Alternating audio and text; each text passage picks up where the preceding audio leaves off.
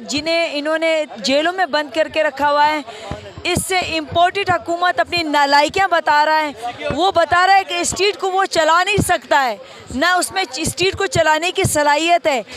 उसे चाहिए कि वो अपनी कारकर्दगियाँ टीवी पे दिखाएं, ना कि वो अपनी बदमाशियाँ स्ट्रीट पे दिखा रहा है। तो इससे पूरी आवाम खुश है, इससे पूरी आवाम खुश हो चुकी है कि नालायक अपनी हरकतों से ही अपने आप को एक्सपोज कर चुका है।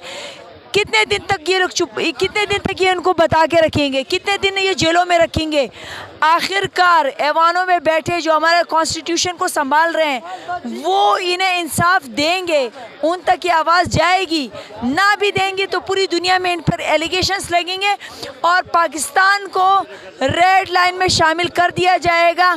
तब जाके इम्पोर्टेड हुकूमत जाके घरों में बैठ जाएगी, इसलिए कि ये एलिगेशंस में रह नहीं सकते हैं और ये आवाम इधर ही रहेगी। फिर ये पाकिस्तान को उसी मकाम को तक लेकर जाएंगे। खान साहब पहले भी दुनिया में अपने मुल्क को एक नाम दे चुके थे। उन्होंने मुसलमान के नाम से ये हाथ हटा दिया था कि वो दहशतगर्द है, जो लक़ब इनको नवाज शरीफ के दौर में मिला था। क्या कहेंगी, इलेक्शन जो अप्रैल में होने थे वो बढ़ा दिए गए हैं आगे? देखो, ये तो जो हमारे ऐवानों में बैठे लोग हैं ये तो चाहेंगे कि इनको चोर रास्ते और चकारी के लिए रास्ता मिलता रहे, लेकिन सुप्रीम कोर्ट के फैसले की जो जिस तरह तस्लील की गई है, इस पर बहुत जल्द सुप्रीम कोर्ट फैसला लेगी और फैसला भी सुनाएगी और इलेक्शन कमीशन को पाबंद करेगी कि वो कानून साजियाँ ना करें। उनको जो हुक्म दिया गया है, उन्हें जो रास्ता दिया गया है, उन्हें जो चीज़ें बताई गई है वो उस पर अपनी राय दे, ना कि वो अपने फैसले करे। इलेक्शन कमीशन कभी भी कोई फ़ैसला ख़ुद नहीं कर सकता है।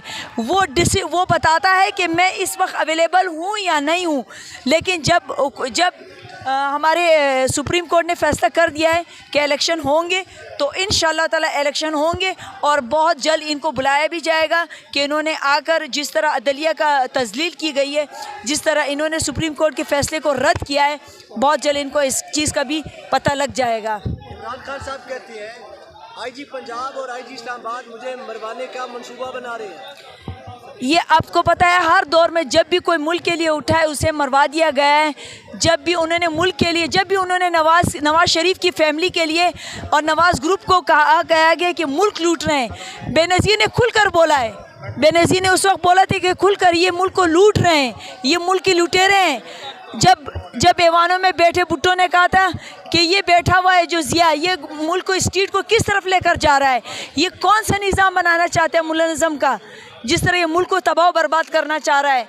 ये मुल्क सिर्फ़ और सिर्फ एक चीज़ से तो नहीं चलेगा कि आप सिर्फ बैठोगे अनपढ़ और जाहिल रहकर मुल्क को चला सकोगे, नहीं। हमारे इस्लाम ने तालीम को भी और पूरे हर मुल्क में हर आने वाले शहरी को आज़ादी का पूरा इख्तियार दिया गया है। उस वक्त की बर्बादी, ज़िया की बर्बादी आज तक हम बर्दाश्त कर रहे हैं।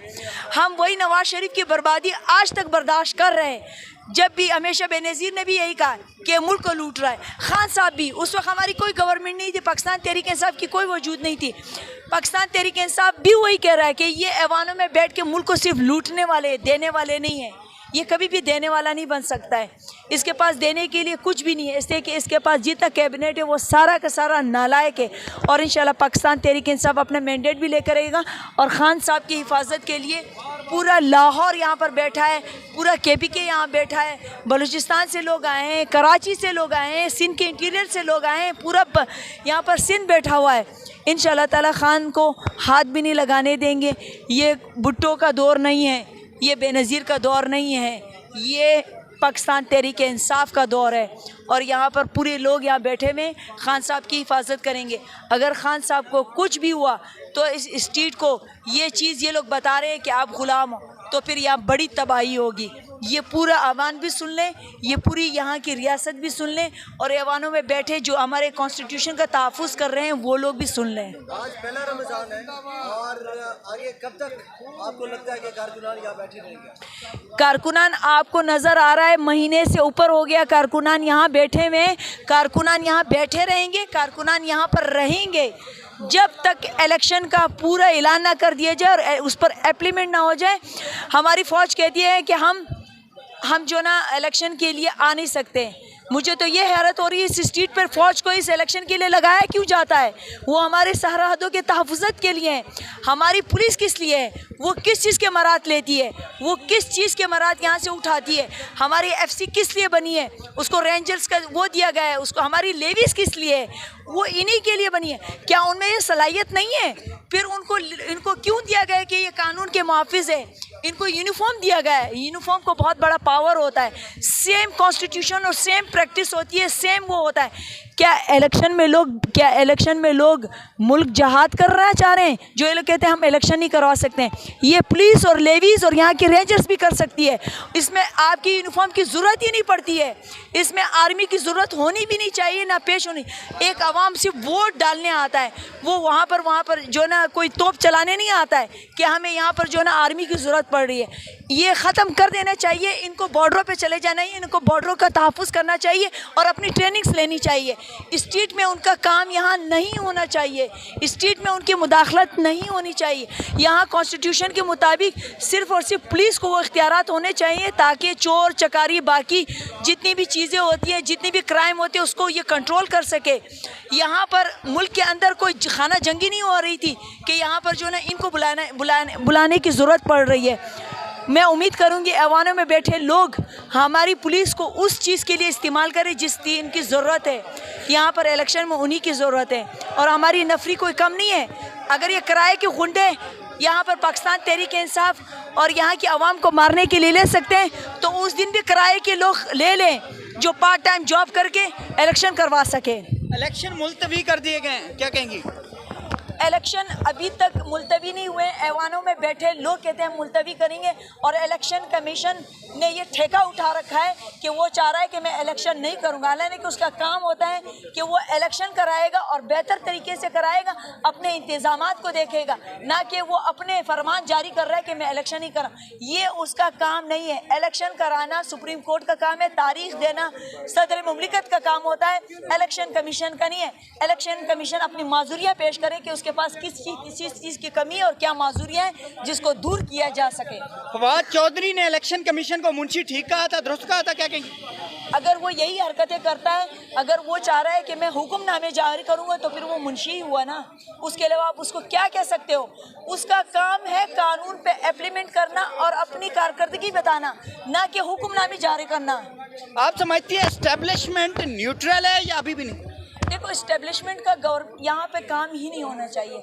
इस्टेब्लिशमेंट का जो ना सियासत से कोई काम नहीं होना चाहिए। हम अगर अपने फ़ौज को बनाते हैं तो अपने बॉर्डरों के लिए, अपने सरहदों के लिए बनाते हैं। देखो, हर जगह गंद होता है, ऐसा नहीं है कि कहीं भी गंद नहीं है, हर जगह। मेरे पाकिस्तान तहरीक इंसाफ में भी ऐसे लोग होंगे जो शायद मुखलिस नहीं होंगे, इसी तरह हमारे हर इदारों में होते हैं। तो हमें इस चीज़ को मानना चाहिए, इस पर ना कि हमें गुस्सा दिखाना चाहिए कि कोई चीज़ ख़राब नहीं थी। मुशर्रफ को हमारे अपने बैठे अवान में सुप्रीम कोर्ट ने फैसला किया था कि वो गद्दार था, उसने मुल्क के लिए गलत फैसले किए थे, उसको चौराहे पे लटकाया जाएगा। फिर क्यों फैसले बदले गए? क्यों हम बलोच लोगों का दिल दुखाया? क्यों हमारे बलूचिस्तान से एक हस्ती गई थी जिसको आपने खुद डिक्लेयर किया था कि वो गलत हुआ था, वो गलत अटैक था, वो फैसला नहीं था, वो अटैक था। फिर उस अटैक को आपने क्यों बरकरार नहीं रखा? हमारी इस्टेब्लिशमेंट को ये बात माननी पड़ेगी कि जितने भी बुरे लोग हैं उनका मार्शल कोर्ट होना चाहिए, उनको सज़ा होनी चाहिए, ताकि आइंदा नेक्स्ट हमारे आए हुए यूनिफॉर्म में कोई गलत बंदा ना आए और उनको भी शर्मिंदगी उठानी ना पड़े। और जितनी ट्रेनिंग, जितनी चीज़ें आवाम के पैसों से, आपके और मेरे पैसों से, एक गरीब रेडी वाला नहीं होता है ना, वो भी टैक्स देता है, उसके पैसों से ये यूनिफॉर्म बनता है और हम उनको मराद देते हैं। हम नहीं कहते कि हम उन्हें मराद नहीं देंगे, ये उनका हक बनता है। वो महाजों पे जाकर फिर वापस आते हैं। कभी उनके हाथ नहीं होते, कभी उनके पाँव नहीं होते, कभी उनके जिस्म के हिस्से नहीं होते, कभी माएँ अपने 3-3 बच्चे भी गंवा देते हैं। हम ये नहीं मानते कि वो कुर्बानियाँ नहीं देते। ये मुल्क पूरे हर दुनिया में जितने भी ममालिक होते अपने फ़ौज की वजह से कायम होते, लेकिन अच्छे बुरे हर जगह होते हैं। अमेरिका में खुद उनके यूनिफॉर्म ने उनके मुंह पर तमाचा मारा था कि हम अफ़गानिस्तान में जाकर उनको नहीं मारेंगे, ये हमारा काम नहीं है। अगर वो अपनी राइट के लिए लड़ना चाहते, अगर वो अक़वाम मुत्तहिदा का साथ नहीं देना चाहते, उसका कॉन्स्टिट्यूशन नहीं मानते, तो पूरी दुनिया उसके सिर्फ एलिगेशंस लगा सकती है, उस पर वॉर नहीं कर सकती है। लेकिन अमेरिका ने वॉर किया, अमेरिका ने पूरे कॉन्स्टिट्यूशन का पामाल किया, लेकिन उसके लिए भी कोई नहीं उठा। अब वो वही चीज़ यहाँ करना चाहता है। वो सिर्फ और सिर्फ पाकिस्तान को अफगानिस्तान बनाना चाहता है, और वो उसको बनाने में पूरा फैसला जो है नवाज शरीफ करेगा, और उसके जो डब्बर है वो पूरा जो PDM का बना हुआ है ये करना चाहते हैं। इससे पहले भी अज़्म ज़ब्त की हमें क्यों ज़रूरत पड़ी? हमें अज़्म ज़ब्त की ज़रूरत नहीं थी।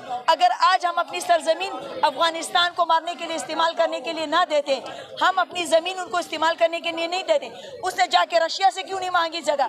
उसने जाके इंडिया से क्यों नहीं मांगी? उसने जाके ईरान से क्यों नहीं मांगी? उसने पाकिस्तान से क्यों मांगी? उससे कि वहाँ पर गद्दार नवाज शरीफ बैठा हुआ था, उसने ये जगह दी। यहाँ पर गद्दार जब ऐवानों में बैठेंगे तो वो आपके मुल्क की सरजमीन इस्तेमाल करने देंगे। आज हमारे अंदर आधी से ज़्यादा गुर्बत हम लोग रेफ्यूजीज़ की बर्दाश्त करें।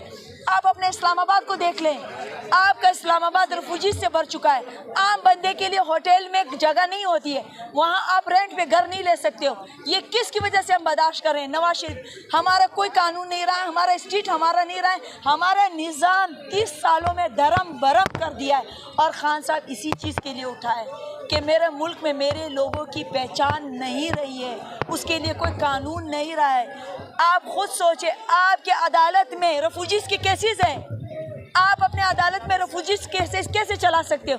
एक टाइम पीरियड तक होता है, उन्हें डिपोर्ट करके उनके मुल्क भेज दिया जाता है। यहाँ 10 सालों से उनके केसेस चल रहे हैं, आपकी केसेस की बारी नहीं आती है। आप खुद सोचें ये स्टेट किधर चला गया है।